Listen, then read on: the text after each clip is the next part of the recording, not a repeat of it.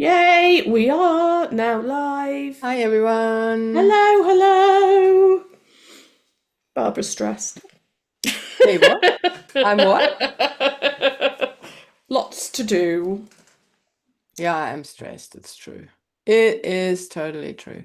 Life happens, Um, doesn't it? Is anybody there? Anybody with us? I know we haven't, we've had a lot going on, so we haven't advertised this one, but we did have a question in the group, so we wanted to make sure that we were there to answer that one and any other questions that anyone might have.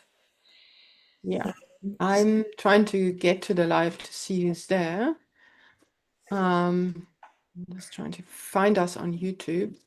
We're here somewhere. We haven't got anyone in at the moment that is saying Okay, hello, well, but it doesn't matter. Oh, okay, I but see that's us now. fine because you That can doesn't always matter. We catch up can later. uh, we can go ahead and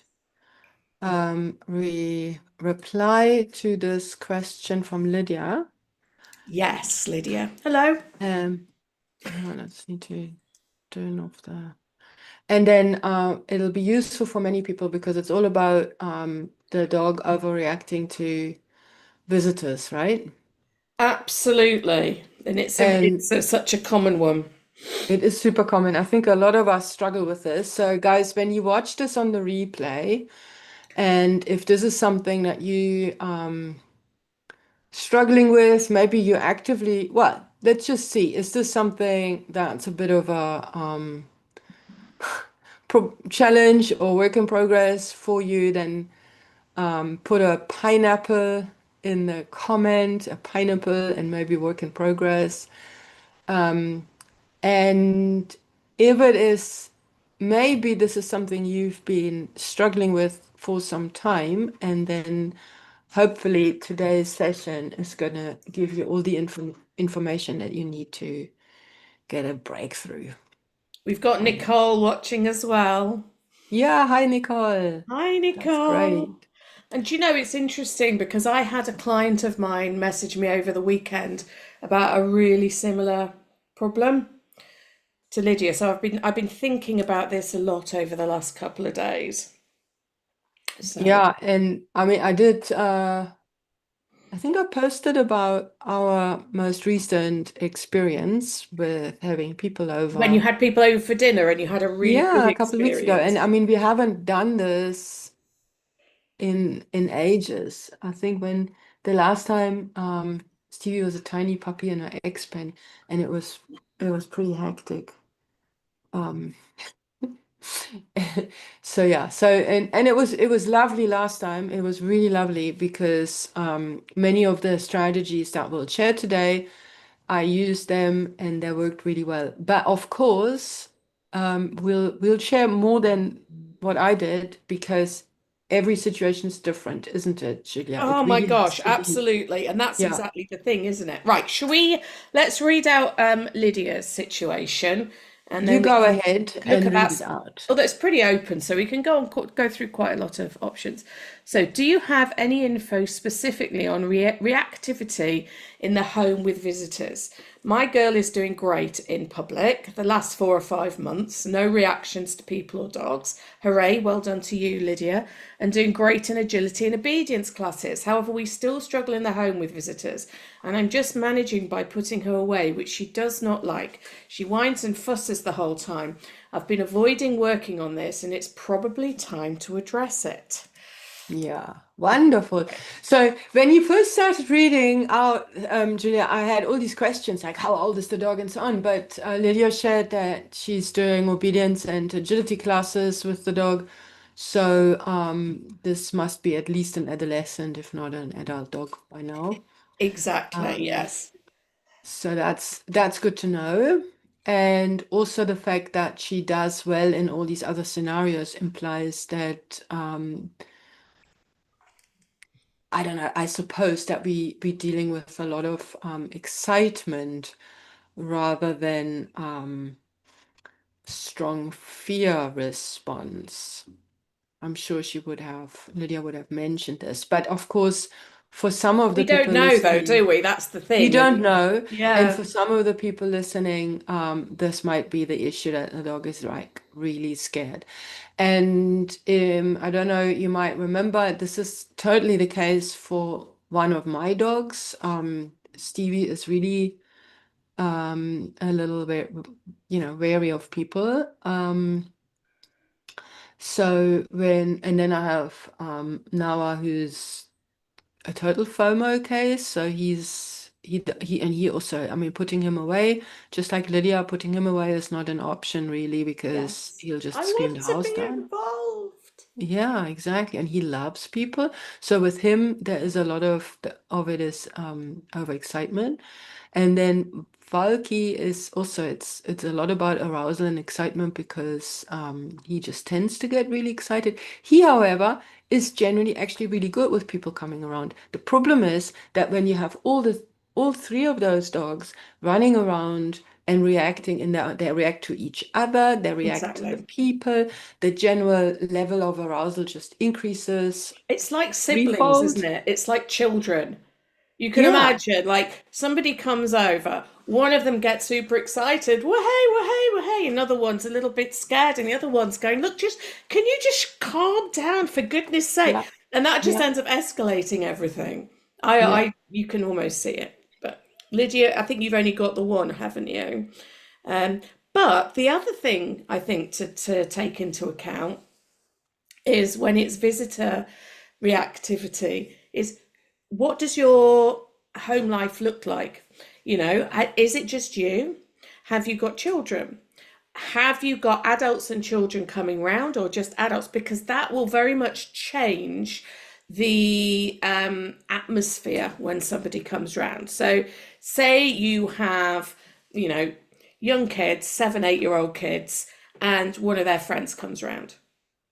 There's going to be a lot of squeaking, a lot of excitement, a whole heap of movement. And that's very different to if it's just you and you just have a couple of friends coming round for dinner who aren't that interested in dogs.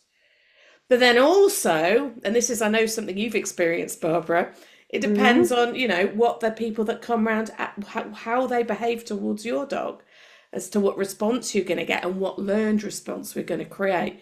If they're like, oh my God, let me see the dog, love you, love you, love you, and are quite kind of over the top and excitable about the dog, again, that's a very different scenario to somebody that just comes in and ignores your dog. Yeah. So Lydia's here. Lydia, you're here! Fabulous. Hi, Oh, Lydia. I'm Hi, so Anne. pleased. And I just popped in a question in the comments here. I hope you can see it because Lydia mentioned, so the dog in question is 18 months old. There's a lot Great. of So you're right, over-arousal. Barbara. Well done. Uh, Adolescent dog. Over-arousal is definitely the case. And then Lydia also mentions guarding. So I asked if you can get me a little bit more info on the guarding. And she says, yes, I have 4 dogs in total. So there's lots going on. Yeah. Okay, Okay. good. So the guarding, of course, that immediately that is definitely something we need a bit more information about because if if there is guarding amongst the dogs when they have food or you know with each other, then that's an issue. Let's see, Lydia just responded. Not sure if that's the case, but working bred Aussie Shepherd and started reacting at 9 weeks. Okay. Okay. So, Lydia, can you maybe let us know what the reaction looks like? So, the current behavior, what does that look like? That would be really good.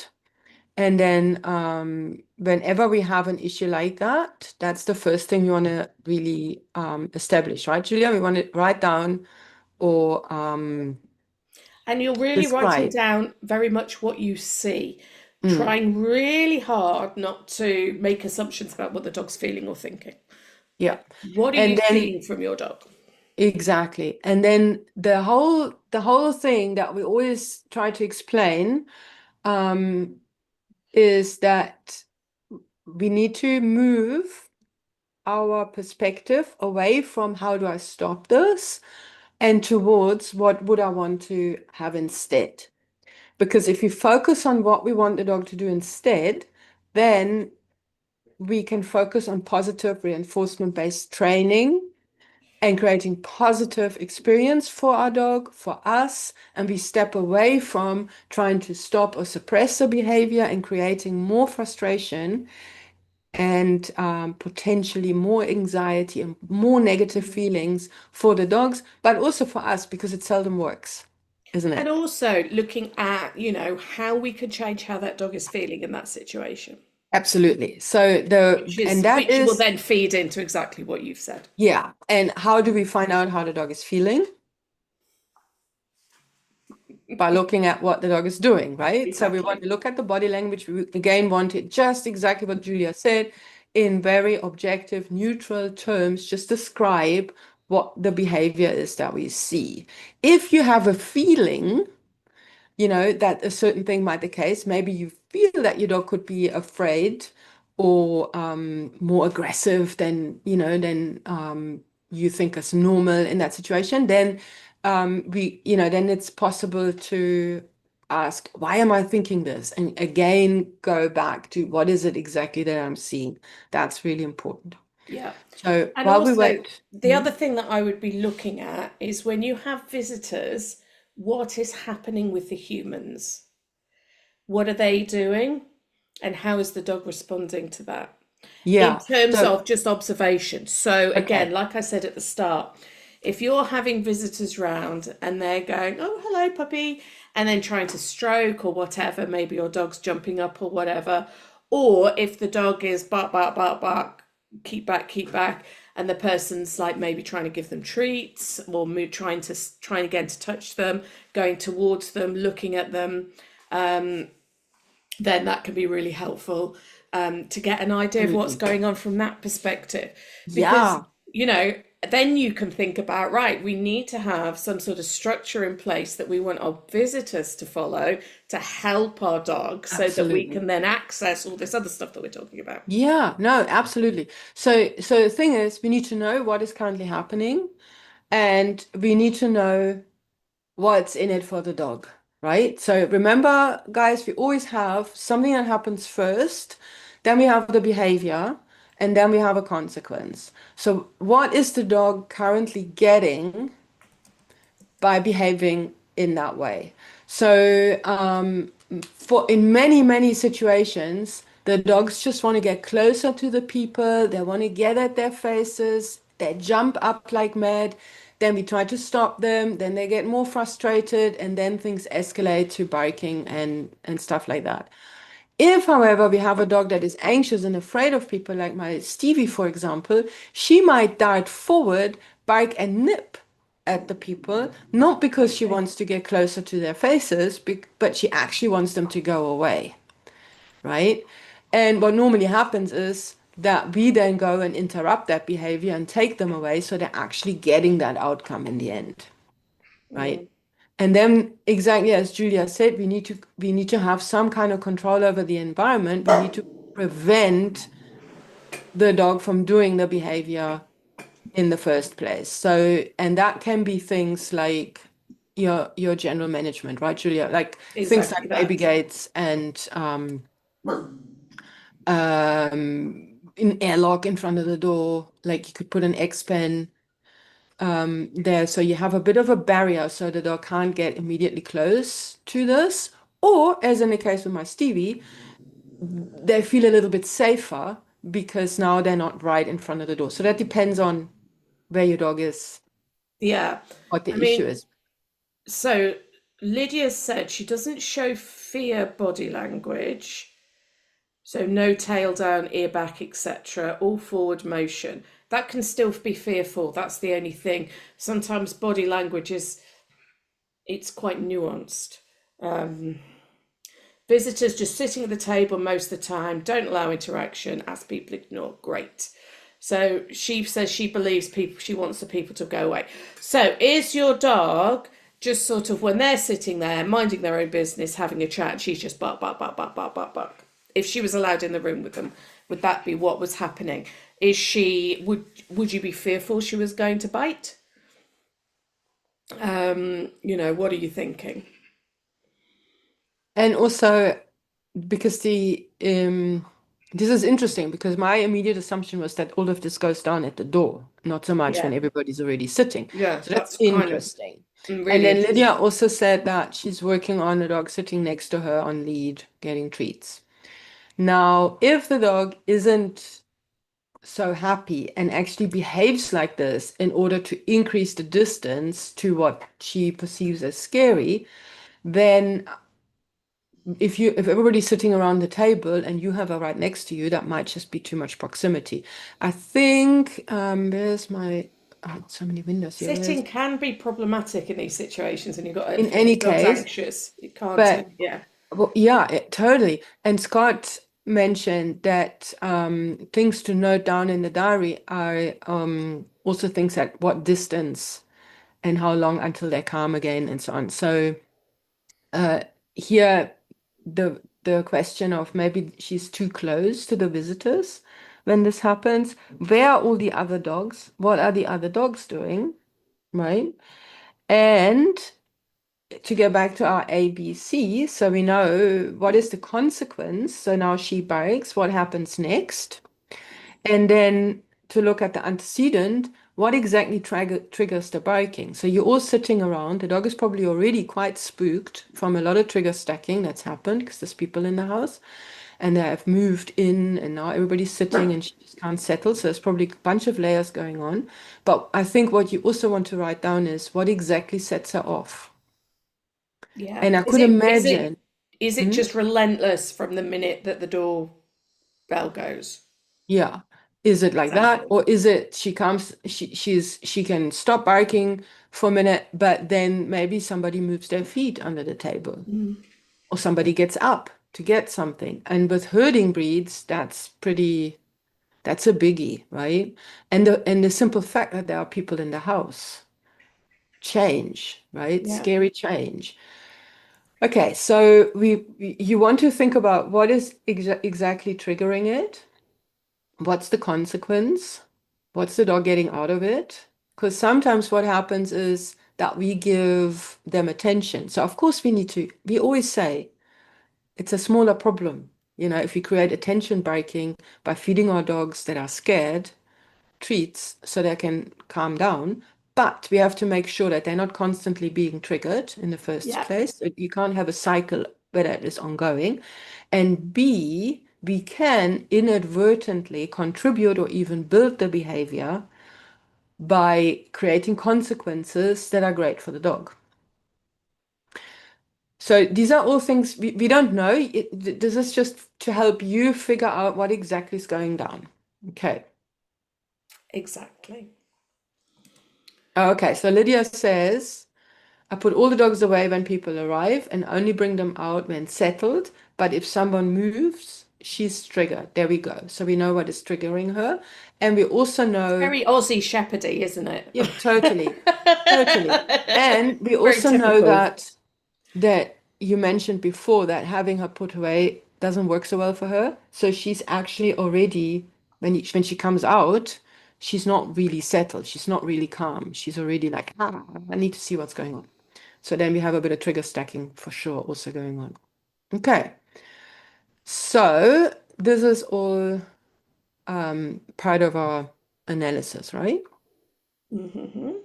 And all the questions that the things that Julia mentioned, about the emotional state of the dog, what the people are doing, it seems like you've got your people quite under Which is control, but great. obviously not Training your everybody. visitors is so important, isn't it? Exactly. Not everybody, you know, is able to get that. So anyway, so these were important points that Julia raised earlier, and we have now, through all your responses, Lydia, thank you so much for sharing all this, figured quite a bit out. Now, if you think about the next thing is, what do you actually want her to do? So we know what is currently happening.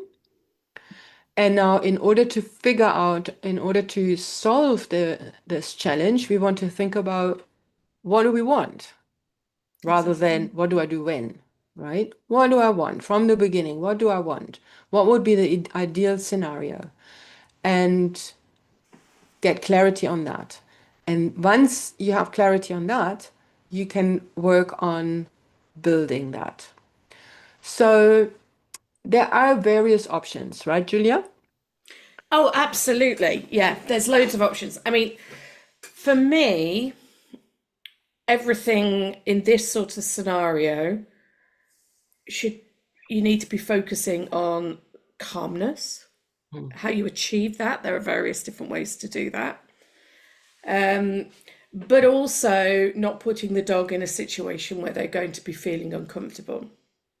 So, say, I want my dog to settle on their bed. That's fine. That's a good strategy that can really, really work. But you need to be very careful thinking about, well, where is that bed? Perhaps you might have more than one bed. So the dog's got a choice as to where it wants to be. Mm. Does it want to be in the same room as you, or does it want to be completely out of the way?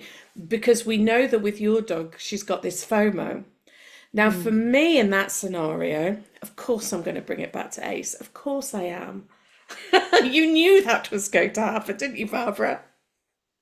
My strategy, I think that I would really try is when you have visitors having a lovely Ace free work setup. And I would try, you've got to be quite careful. If your other dogs are happy to be put away, put those away. Because what you don't want is we're going to have food around, we're going to have stuff around. We don't want over arousal plus all those other things going on just in case it goes wrong. So being quite careful. So by an Ace setup, what I'm talking about is allowing your dog to forage, basically to lick and to forage and to do lots of natural doggy behaviors that are naturally calming. So you could, before your visitors come, you need to actually warn your visitors you're going to do this because it can feel a bit weird. You would have things like snuffle mats, maybe scrunched up towels, things that the dog can lick. So whether it's a lick mat, just be a bit careful with lick mats. If they're too difficult to get the food out, that can actually not be very calming or enriching for the dog. So if your dog starts chewing at it, you don't want that. You want them to lick at it. So, use a smooth surface to lick stuff off. Any smooth surface you can use for licking. Try and keep, if you can, raise them up slightly so your dog's not always hunching over. But just kind of spread them around. Maybe put down, so then you're going to use things like your yogurt or peanut butter or whatever else soft that you want for your licky stations. Lots of different types of treats in the snuffly bits. So some that are a bit crunchy, some that are a bit softer. So you don't, again, lots of choice. And in this situation, I would definitely put down some longer lasting chew type things as well.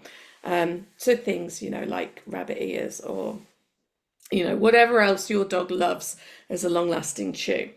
Mm. So now what would be really interesting, so get your people seated and then let your dog in so she can have a good old sniff around and just see what she does. Dogs never do what their owners think they're going to do. When I went to Tilly Farm the other week and I took Hattie in and I said I was really worried she was going to pee on the floor because she's a nervous weir in a strange place. She didn't once. Because she didn't feel nervous, because she was self-regulating by using all these activities, she was able to regulate herself. And you can watch for the behaviors that you see from your dog. So things that may happen, make sure you've got some water as well, not right at the edge, sort of within the setup. And just watch your dog, see what they do. Which places make her feel better, which is she choosing? You can also watch a really interesting sequence that dogs almost always go through when they're sussing out people that they're not sure of, which is there'll be a little glance over and then she might go back to snuffling. And then there might be a little walk past and then go back to snuffling. And then she might start gathering information from their feet. So doing like low sniffs, not an invitation for anybody to interact, obviously, and then go back to doing what she was doing. And then there might even be trying to get information higher up, so from the chest or from the breath and that kind of thing. Again, still not an invitation for anybody to interact. It's all about information gathering. And then the other thing that dogs often do, that like your dog that you've mentioned, is choose one of these chews and just settle down and just observe while she's chewing. Yeah. Really interesting.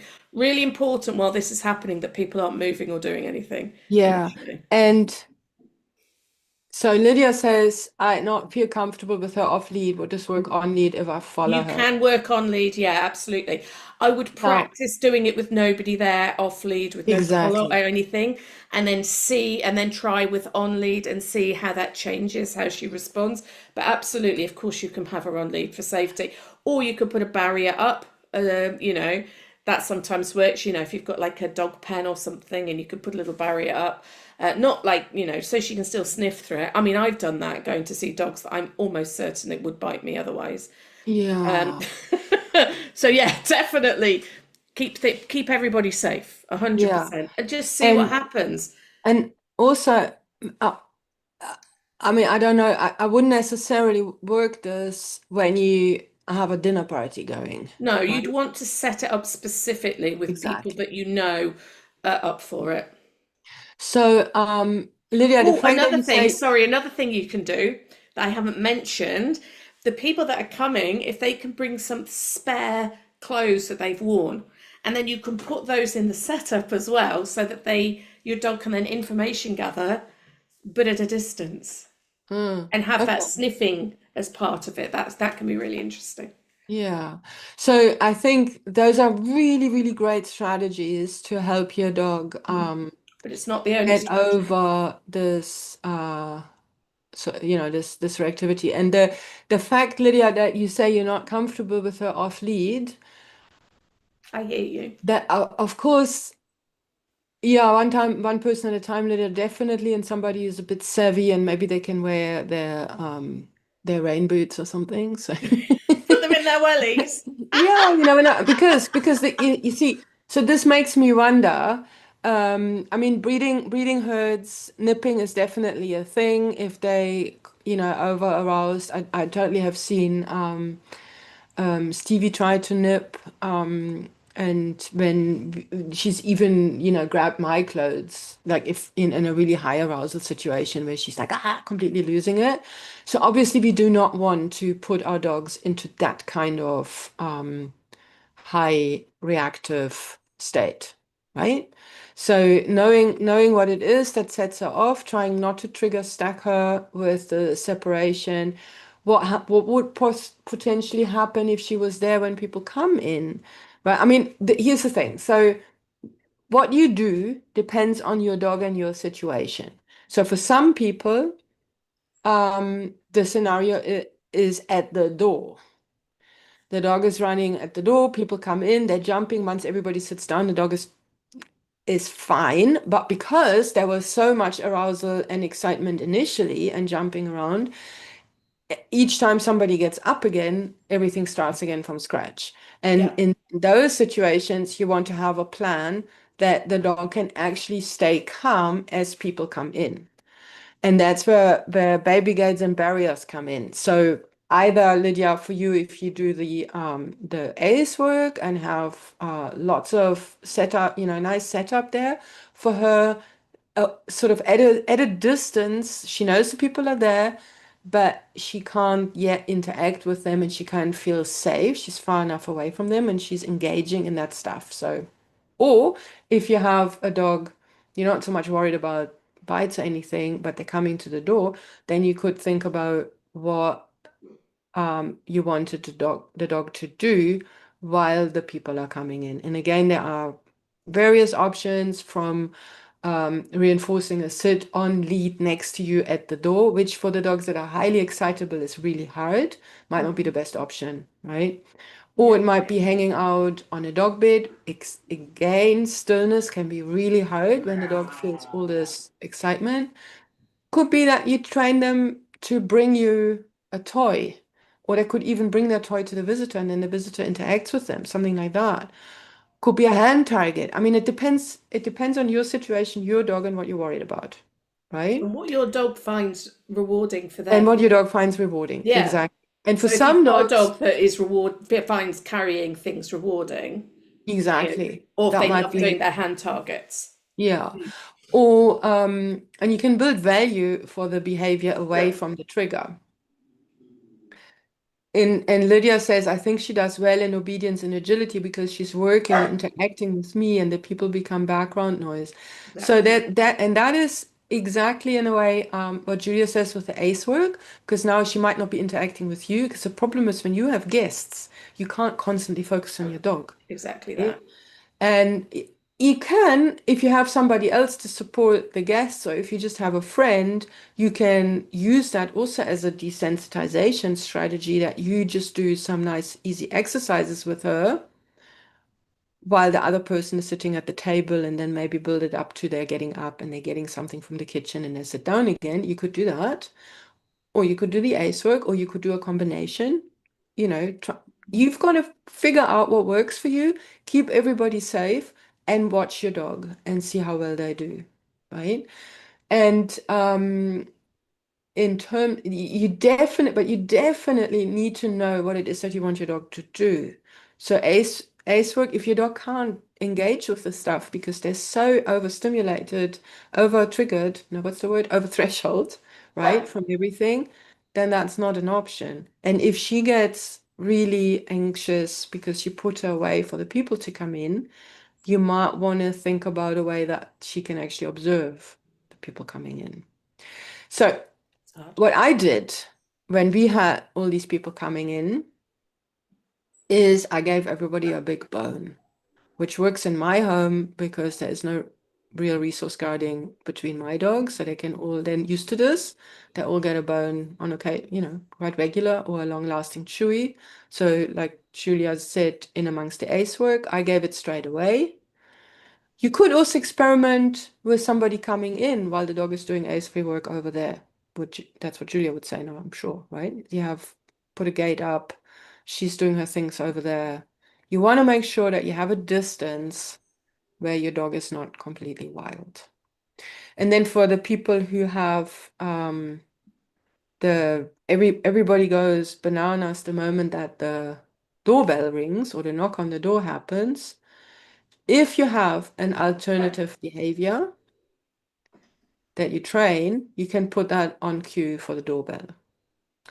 If we're just managing emotions with ACE-free work, or I just had big chewy bones that all my dogs were engaging with, what was really interesting with Stevie was that she stayed sort of, it's not really open plan. There is like a wall, but you can go around that wall on either side, and then that's sort of the living room. And the where the people were sitting at the table is on the other side of that barrier. So she would see everybody come in, she gets her bone, she chews a bone on her bed, and then the people come into the kitchen area and sit down to eat, and she chose to stay with her bone on the other side. And then you can see how she's taking it out on the bone. Like all that high energy goes into quite intense chewing. And then by the time she was done with her bone, I mean, with all three had a bone, when they're done or the bone is not so interesting anymore, they all came in and had a look. And some of the boys, Falky would go and interact with people. Stevie just came in, had a look, hopped on another bed, and continued to chew on her bone as she brought her bone in, right? And then much later in the evening, she went around and she started sniffing. And luckily, my friends are not well trained by their own dogs, let's put it that way. So they're all dog savvy. They just ignored her. So she could go around and sniff and she was already in a much calmer state by then from all the chewing. And and I think this is similar to the ACE-free setup. So the only trouble in a multi-dog house is that ACE-free setup like this, a nice complex one that gives so much more benefit for your dog, you might not be able to do that with all your dogs all at once.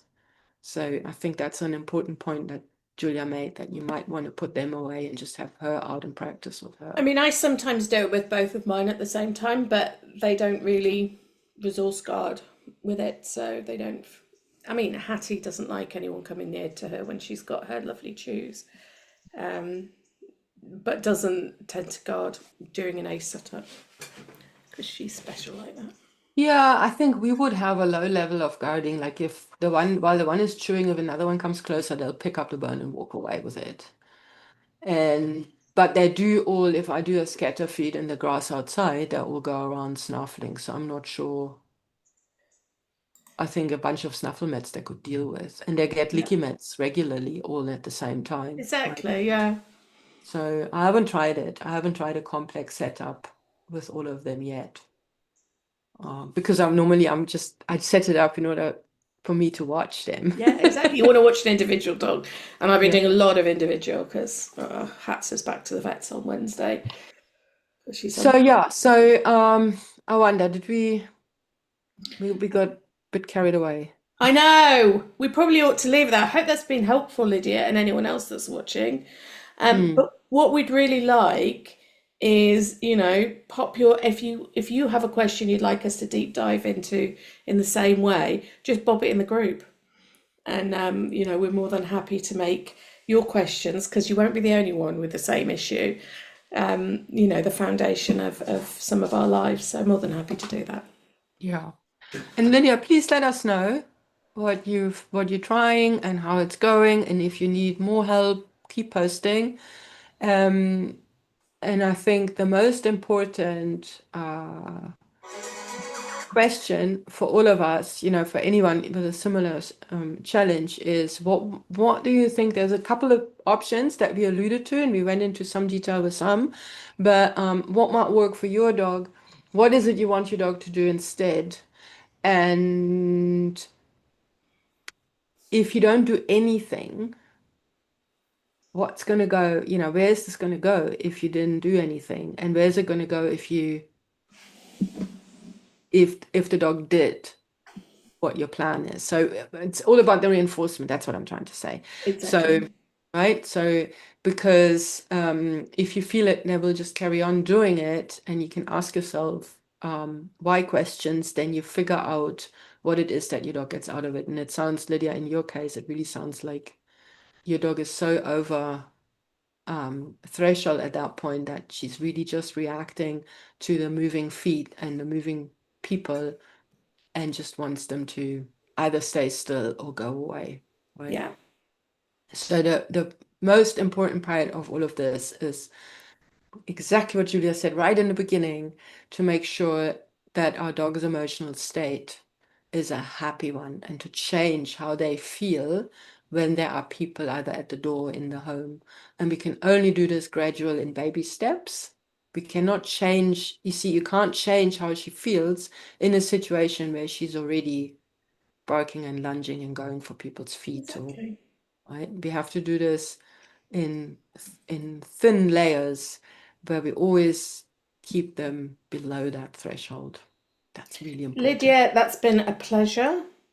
And do keep us informed about how things go. That would be really good, wouldn't it? Yeah.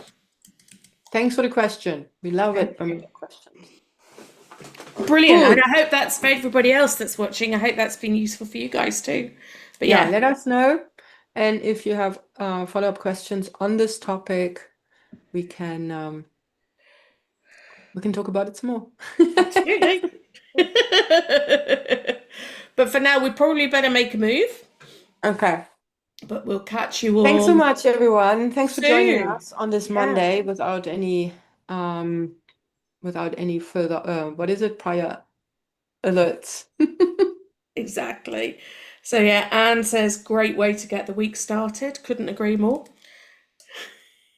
Oh yes, brilliant. Thanks so much, guys. We'll see you soon. Bye bye now. Have a good day.